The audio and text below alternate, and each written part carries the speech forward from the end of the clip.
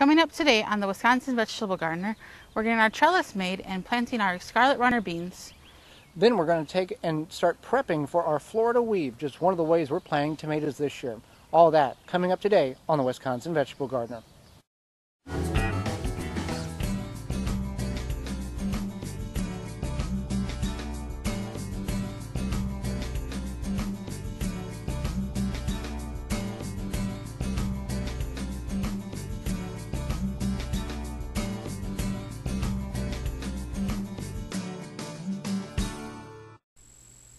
We encourage you to try everything you see on the program. Grow your own, know where your food comes from, and know what's in it. The Wisconsin Vegetable Gardener is sponsored in part by, for all your non-GMO, organic, and heirloom vegetable, flowers, and herb seeds, visit dollarseed.com. Sioux Growing Supply, located in Wausau, Wisconsin, focusing on certified leaf compost, an excellent amendment for poor soil. Retains moisture and adds nutrients, which equals less watering. Available in labor saver pre-filled trays and pots, bag and bulk. Visit SiouxCompost.com. Organic fertilizer for the health-conscious organic home gardener. Family owned and operated. Visit thewiveggardeners.com. Don't poison your soil with municipal water. Attach a body, mind, and soil hose filter. Free shipping exclusively through the WisconsinVegetableGardener.com. Just click on the body, mind, and soil icon. Authentic Haven brand soil conditioner for the home gardener. Easy to brew. Visit ManureTea.com. No measuring, no thinking. Stamp it, plant it, stop plotting, start planting. GardenStamp.com.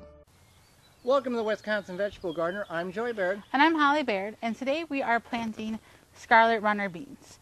And what we did is we soaked them, and this is what they look like. They're these pretty like purplish, reddish color beans, and then they go up the thing and you can eat them while they're fresh, or you can dry them for hard shell beans.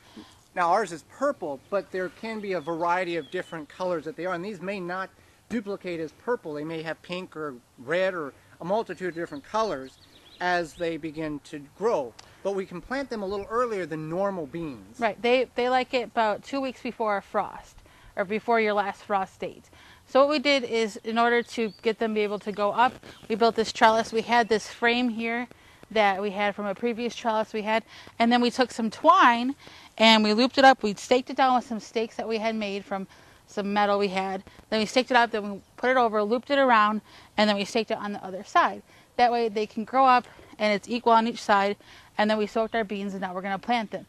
Now by soaking the beans, you can tell that they've swollen a little bit, and we soaked them for about 4 hours based on the size. And you might want to soak these overnight based on how big they are. Now how deep do we want to plant these? You want to plant these a little different than just normal bush beans or pole beans. You want to plant them 1 to 3 inches deep, so I think we're going to go about 2, and then you plant them about 4 to 6 inches apart. And like I said, they don't mind the cold weather. They actually don't like hot weather. So you want to give them the chance to grow in the cold. Now they will go dormant during the summer and come back again in the fall.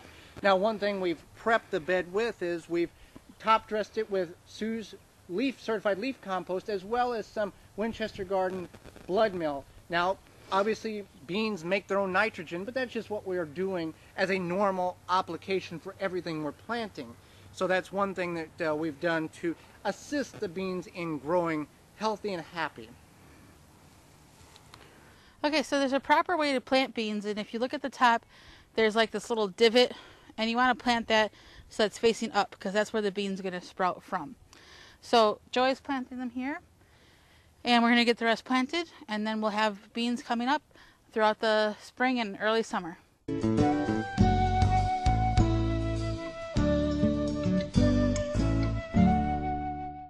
It may be too early to start planting tomatoes, but you can start planning on where you're going to plant your tomatoes.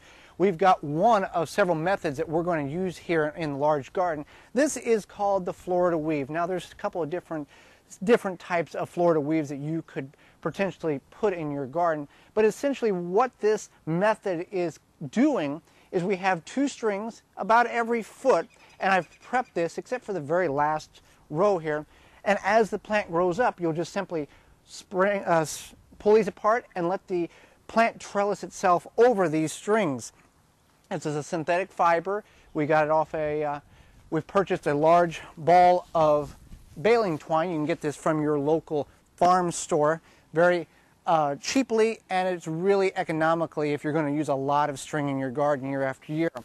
So what we have is we got our places here where we're going to plant our tomatoes. So we've waited and not done this bottom string here because we want to get in here and be able to get our soil dug and our plants, and then we'll wrap another string about 1 foot off the ground, and as these plants grow, again, we'll just open this up and let them grow in here, and we'll just have a hedge of tomatoes. So this is just one of the ways, if you don't want to cage your tomatoes, you can get them off the ground, get good production out of them, and this is one method of a Florida weave. Thanks for watching. Join us next time for more organic gardening and food preserving. I'm Joy Baird, and this has been the Wisconsin Vegetable Gardener. For more information, please visit thewiveggardener.com.